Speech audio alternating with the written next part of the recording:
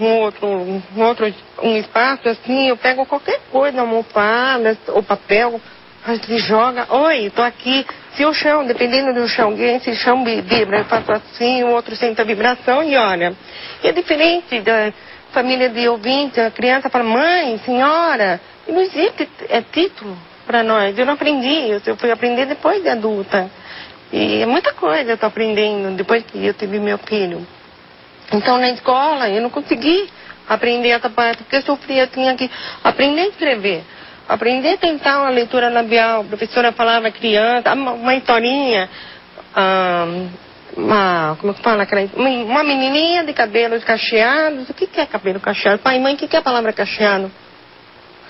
Não tem português, é uma outra língua. Uhum. Se fazia a língua de sinais, sim, mas aquela palavra ficava assim, muitas palavras que as minhas amigas não podiam traduzir, ficava um mistério para eu. Eu guardava tudo aquilo até um dia que eu encontrei um namorado. E essa história do namorado, hein? Essa história do namorado é muito interessante, porque se eu entendi direito, você teve um problema com o seu namorado por causa de um pum?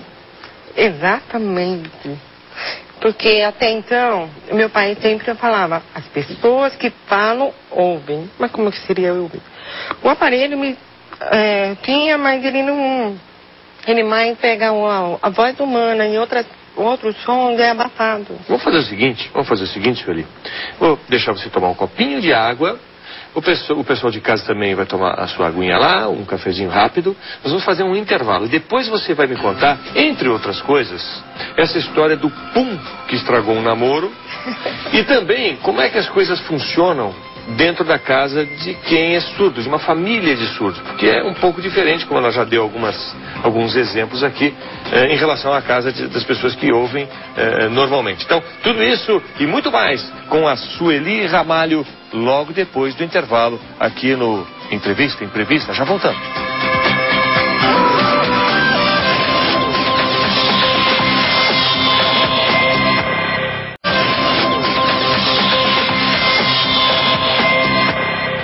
Estamos de volta com Entrevista aqui pela Record News e hoje recebendo a Sueli Ramalho, que é especialista em Libras.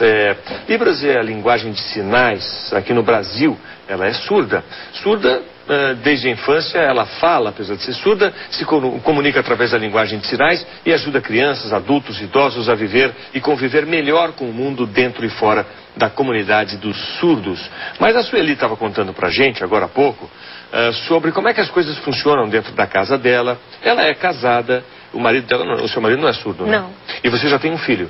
Tenho. De que idade? 23 anos. E ele também não é surdo? Não. É o primeiro das 3 gerações que veio ouvinte. E como é que vocês se relacionam? Muito bem. Foi até engraçado. O meu filho, quando nasceu, na minha gravidez, eu esperava um filho surdo. E é normal, uma grande família de surdos e tal. E eu esperava que, quando ele nasceu, que eu coloquei exatamente no hospital, bebi um copo de água, minha mãe colocou... E a criança se mexeu. Eu falei, meu Deus, essa criança se mexeu. Porque normalmente um surdo, um bebê surdo, não tem reação quando você bate a palma, assim, né? E ele acordou, chorou. Eu falei, ai não. Eu esperei ele dormir de novo. Começou a chorar. Eu ficava assim, fazendo todo o barulho possível, ele chorava. Eu falei assim, meu Deus, ele é ouvinte, aquela choradeira, minha família, assim, nossa, mas... Agora, um grande problema. Todos esperavam que seu filho ia ser um surdo, ia continuar, né, com a família toda. E de repente ele ouve. Ele ouve. E agora, o grande problema, como criar? Esse foi difícil, porque eu era nova, ainda estava aprendendo a fala, porque não conseguia falar fluentemente a frase, eu conseguia palavras soltas. E foi difícil, mas ao mesmo tempo ele se tornou intérprete da casa. Meu pai colocava, assiste a televisão, escuta e fala pra mim que tá falando. Aí ele sentava no banquinho e traduzia pra mim. Agora eu não quero mais, quero brincar. Ah, porque o seu filho aprendeu a linguagem de sinais, claro. A língua materna dele é a língua de sinais, com certeza, e a língua palavra... Ele virou o intérprete da família. Exato. Só que quando ele chegou, meu irmão, que está aqui do lado... Aliás, pessoal, desculpa, eu esqueci de apresentar aqui o irmão da Sueli, que chegou agora, vai fazer parte também da entrevista, porque ele tem uma história para contar pra gente interessante. É o Rimar Romano, o irmão da Sueli. Ele também é surdo. E ele vai contar daqui a pouquinho pra gente uma história interessante, porque ele faz um trabalho de teatro, de circo, de palhaçada, de palhaço mesmo. Não é? Ele é palhaço nas horas vagas para ajudar as crianças também que são surdas, não é isso? Isso. Daqui a pouco ele vai contar tudo isso pra gente. Tá certo. Mas você estava contando da sua relação, seu filho nasceu ouvinte, né? Ouve normalmente. Então, quando meu irmão estava na primeira série, que a diferença de idade é muito grande entre eu e ele, do meu filho, ele tem 27 e meu filho é 23. Quando ele estava com 7 anos, ele foi na escola, ele falou: mãe, eu não quero ir na escola de ouvinte, eu quero ir na escola de surdo, eu quero ir na escola de surdo. Ele chorava, ele queria ir junto. Ele acabou frequentando a escola de surdo, onde meu irmão frequentava, e aos poucos eu fui tentando tirar, e falei: filho, vai na escola de ouvinte e traga informações para essa escola de surdo para nossas crianças. E quando eu cheguei aos 17 anos, que eu arrumei um namorado ouvinte, e ele começou a frequentar na minha casa... Chegamos na história do Pum, aquela história do Pum que acabou com esse namoro, mas ela vai contando que a gente chega lá.